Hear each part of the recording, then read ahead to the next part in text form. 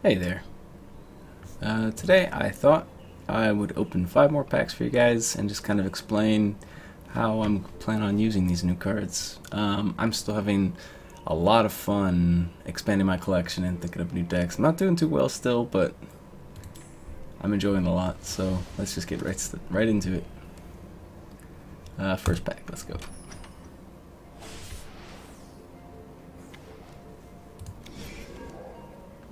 Terradog. I don't know if I know this card. Gain 1 temporary attack or moral gain. Oh wow, that's pretty cool.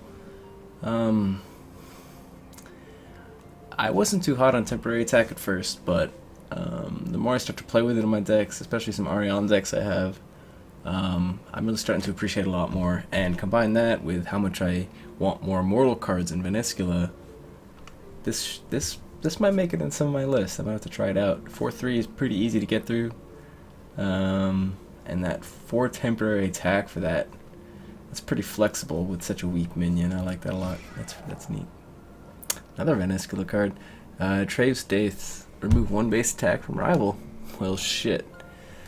You know, I've been on the lookout for good high HP Venescula cards because she has a lot of the remove HP stuff, and it's undead as well. I wonder if she has stuff for that.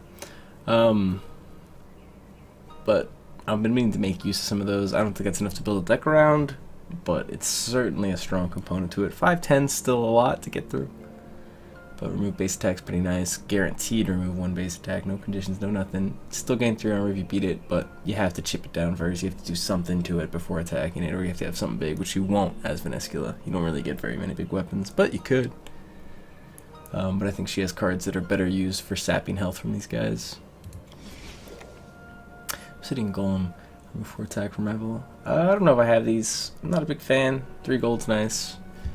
It's just a little hard to trigger sometimes. It's like, that's only, well, it could be good against a lot of classes, I guess. But 3 gold's actually pretty nice. Still, 10 HP is a lot. The Kalphite Egg Chamber. Yeah, I'll take it. I don't really see much synergies with Kalphites, but if there ever is, it might be a good way to draw some. I tend to overall be pretty solid cards, usually giving some mixed rewards and some pretty weak enemies, so it might be a decent. Actually, that could be interesting. I'm interested to see what cards that could come out with, because for 2 gold, that might actually be pretty good, now that I think about it. Wow, haven't seen this guy either. 3/10, remove all armor from rival. What are these remove all armor cards? This is like a green dragon for Linza. I don't know. Like, I think it's better. Like, well, no, I don't know. At least it's just removed from rival. Alright. Alright, second go.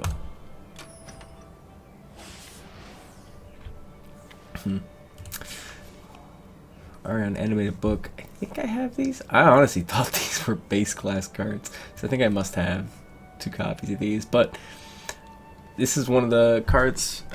So this is actually a pretty cool card, though. This is a card to build a deck around, because you remove the attack, you draw 2 spells, and that's provides synergy with 2 other entire classes of cards, which is the ones that benefit off of 1 attack, which Arion has a lot of, and being able to draw spells out in particular. You can draw an exact card you want out of your deck with something like this, or almost guarantee it, or something like that. For a 3/1, that's a pretty cool benefit. There's a lot of potential there. Wow, they want me to build a Kalphite deck. Linza counter, but look at this. See, this is what I'm talking about. 1/5 gold, or 1 gold, 5 armor rewards. 5/9's pretty beefy, but for a tech card, it might be excessive, but 5/9's not too shabby. Well, I got a couple of these guys. I like these guys a lot, but I think their bigger brothers are better. They would do a little more. What I like about the Revenants is they have a lot of effects packed into one, so they're pretty flexible, but a lot of times they have some class limitations or something like that. But Revenant Demon's a good starter, something for something like this. But I always don't like putting it in. I want to get the stronger cards, but it's not bad. Another Obsidian Golem. Already went over that. Hawkzil. Do I have one or two of these? I mean, this is a pretty classic card in my opinion. I mean, I guess it was one of the first emeralds I got, but I feel like I see this card a lot. It's pretty strong. Removing 4 health from your next creature is pretty flexible. Easy to get through. I see him in Dungeoneering a lot because he can really help in punching through some of the guys you're forced to pick. If you get a guy with 5 HP or 6 HP, suddenly it's not really a big deal. Like, you know, you lose, if you're a base attack, you lose 6 health. But, you know, if you're talking about a, let's say, Lexicus Rune, right? Then you get 3 spells instead of taking that 9 damage, which is pretty crazy. Number 3.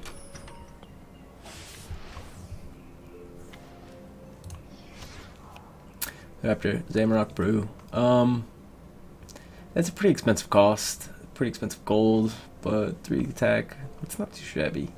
Depends on if you can handle the health or not. I'd be interested to see what kind of a deck list, a Rapture deck that would be constantly like kind of replenishing its health, and this might have a really good spot in something like that.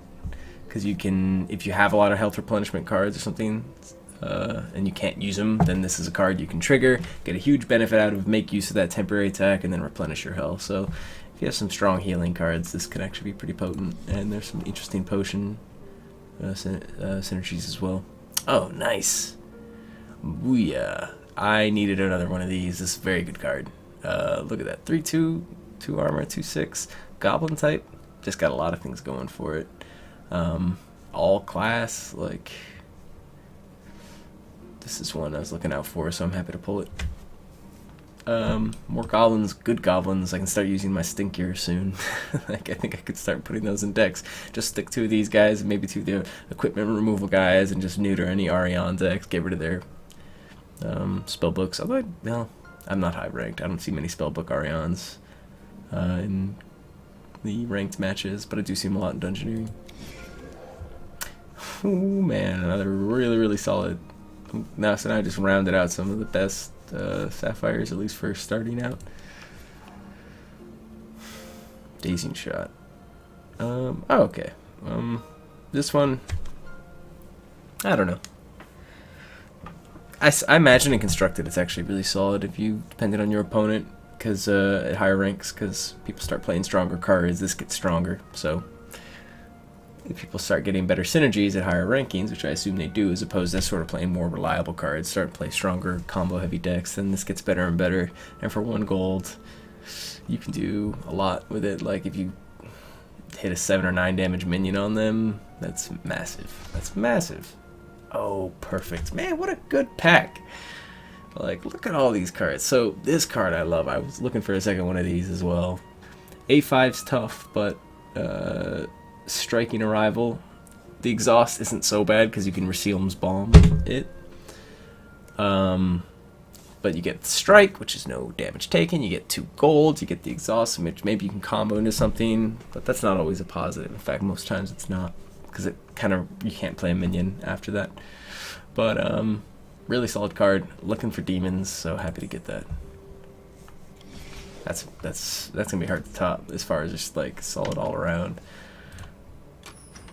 cards to add to decks. Anku, pretty solid card. A little tough to get through, but I think Arion has a lot to handle that kind of stuff, and the rewards are well worth it. Mithril Arrows, 3 temporary attack for 1 gold. From a temporary attack standpoint, it seems pretty pricey normally, so 1 gold for 3 is really cheap. It's funny because, you know, it seems like temporary attack's not that good. But I haven't played really with this card very much because it eats up a whole slot for a little bit. Like, you know, you can get minions who give you 3 temporary attack and something else on top of it or something like that. Like, but very cheap temporary attack, so there's probably something cool you can do with that. Watchtower Guard. This was a pretty good card. Good weapon, armor. Only 3 HP. Although I guess it's pretty much a worse Berserker, whatever that Frenetic Berserker is, which gives the 2/3 weapon, basically same stats, so you're basically swapping an extra hit of the weapon for 2 armor. which in Raptor could be good, or maybe something where you need a little bit of recovery. Drunken Dwarf seems a little situational. At least it doesn't cost anything and doesn't consume anything, so it's pretty much just a free heal. There's probably better stuff you can get more reliably, unless it's like a really durability heavy deck. But if you have too much durability, then it's like gaining some health back really what you want to do with it. I don't know. Not bad though. Ah, another demon. See, this is what I'm talking about with cards that can do more than something like this. So you gain 2 weapon attack, strike rival. Well, you can get an exhaust. I don't know about this. Linza, huh? 2 weapon attack. I mean, that's a big demon. But you get the strike, which is nice. But Linza, if anyone, she tends to have the highest attack to just kind of destroy a guy in one go. So that's a pretty good card for her. And then you get another attack on top of it. It can really, really make use of all the extra durability I'm talking about. So if you are playing one that just stacks up a whole bunch of durability, stacks up a whole +1/+1s or +2/+2s to your weapon or something like that, then this card fits very strongly into that. It's just, you're kind of messed up if you get it early game. Alright, last pack.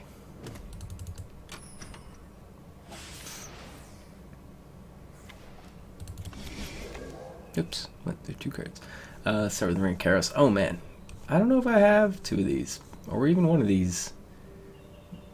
But yeah, just like a straight up gold saver.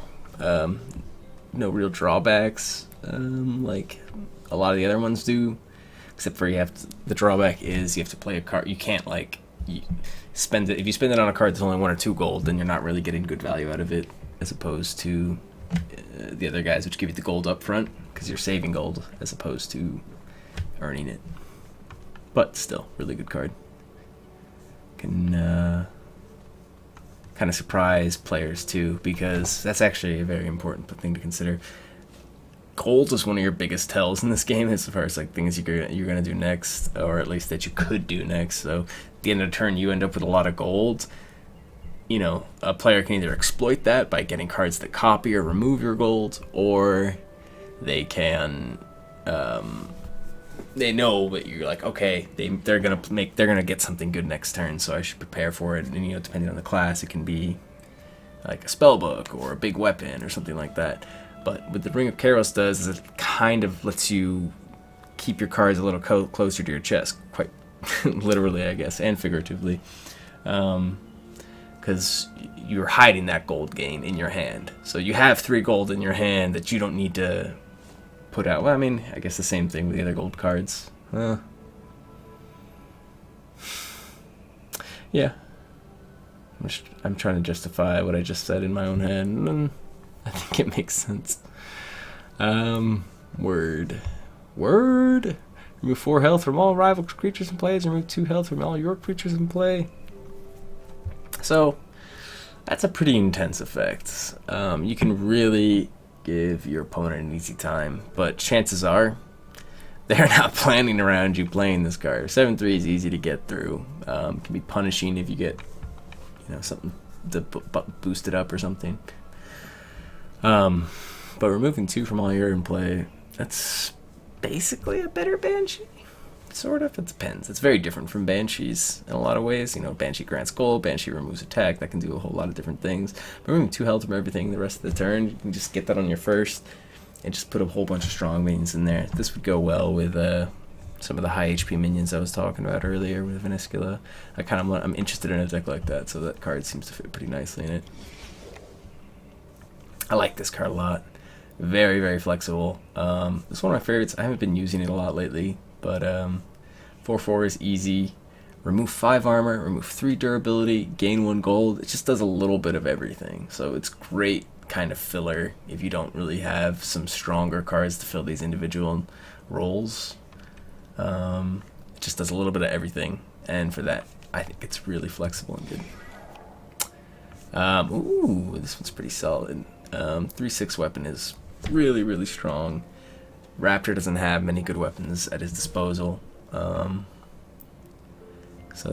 that seems pretty solid to me. You know, 3/6 is likely to get destroyed at some point by something like a Kalphite Emissary, but 3/6 is pretty threatening, especially right at the end. You know, if you play that in your last slot, chapter 5, you just got 3 attack power, like base attack for next to nothing. Destroy. Spend 6 armor to kill your next creature. Wow. You know, it's a hefty armor cost. It doesn't cost any gold at least, but some crazy combo potential. I don't know what Raptor's stronger minions he's up against, but I can think of a lot of strong minions where just being able to instantly kill them for almost free, sort of, depending, conditionally free. Very useful. Some pretty solid cards. Nothing I'm crazy about, but I'm always happy to beef up my collection. I got a lot of unique cards, and they'll start to pepper through my decks as I start to rebuild them and start to finish my dailies. I still got my work cut out for me on Linza and Venescula. I'm realizing my decks suck there. But some good stuff. I hope you guys enjoyed. See you later.